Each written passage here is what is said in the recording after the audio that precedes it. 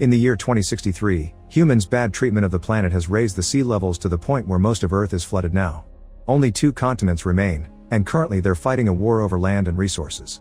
In the middle of the sea between both continents, there's a military outpost known as the Sentinel with a crew of 4 soldiers that are starting to grow frustrated. After 2 years of service, their contract ended 3 months ago, yet the relief crew hasn't come to pick them up yet. Food is getting scarce, so during a very stormy night, Cassidy and Sullivan decide to try fishing. Surprisingly, they do well and fill their big net with plenty of catches. Meanwhile, their superior officer Hendrix notices the storm is getting too violent, so he asks Baines to secure the giant explosive that guards the Sentinel. At that moment, the waves begin growing big and violent, affecting the outpost's pipelines. Baines rushes to fix them and gets his hand stuck, causing him to struggle underwater for several minutes until he finally can free himself. Outside, the waves take the net away and the duo loses their bounty. Sullivan tries to grab something again, but the wind is getting too strong and dangerous, so he has to rush back inside before he's taken away too. Everyone makes it back just in time before the enormous wave hits the structure, causing it to shake and pushing water through every entrance, but the Sentinel is still standing when it's over. The next morning, the group discuss how to lower the consumption of their resources while having military rations for breakfast. Baines wonders what happened to the fish and gets angry when he hears they lost them, and Sullivan retaliates by insulting Baines for taking parts from his kitchen to repair the main pipes. An argument ensues and Hendrix reminds them to behave like adults, asking them to concentrate on the repairs. Baines wonders why they don't ask for the relief to hurry, but Hendrix reminds him the telegraph is to make reports only. Afterward, Sullivan does the daily report using the telegraph. He informs the base that there have been no events, and they reply there are no events there either, same as the last few months. Sometime later, Sullivan joins Hendrix outside and after making some jokes about their air dancer, Sullivan looks at the sea with the binoculars. He's shocked to discover a ship is approaching, which Cassidy confirms when she checks the radar.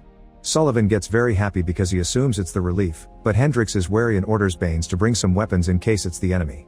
Cassidy tries to contact the ship yet gets no answer, so Hendrix decides to give the ship a chance. He hands Sullivan a gun and tells him to take the boat to meet the ship and make sure there aren't any enemies to worry about. Sullivan immediately takes off and approaches the ship, calling out for any possible passengers, but there's still no answer. With his gun out and ready, Sullivan boards the ship and begins investigating, getting more and more upset when he notices the clues. Objects are covered with dirt, the radio isn't working, and there's untouched food in the cabinets. Hendrix tries to contact him for a status update, but Sullivan ignores him as he finds 4 bags destined for them. This had been their relief, but something happened to the crew and they disappeared, meaning they missed the chance to go home.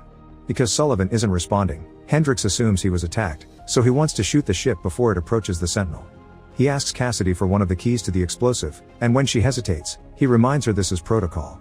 Together with his own key, Hendrix starts activating the explosive and before he shoots, he tries contacting Sullivan one last time. Thankfully Sullivan does answer this time and the attack is cancelled. However, when Cassidy asks for her key back, Hendrix informs her he's keeping both as punishment for her hesitation in following orders. Afterward, Sullivan tows the ship over to the Sentinel. While Hendrix proceeds to investigate the ship, Sullivan reunites with Cassidy and they spend a few moments getting frisky to make up for the scare they just went through. A few hours later, while they have a quick iodine bath, Baines informs the team of all the things he's managed to salvage from the ship. He's also sure this was the relief and that the engine hasn't worked in months.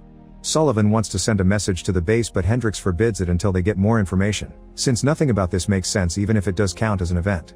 The crew is starting to get tired and wary of Hendrix's attitude, especially when they notice he has both keys now.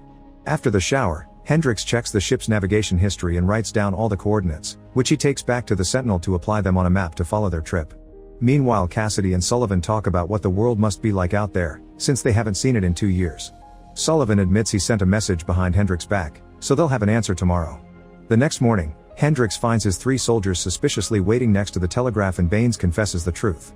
Hendrix intends to scold them for it, but at that moment the machine receives an answer. The group gets excited until they read what it says. It's exactly the same message Sullivan sent last night.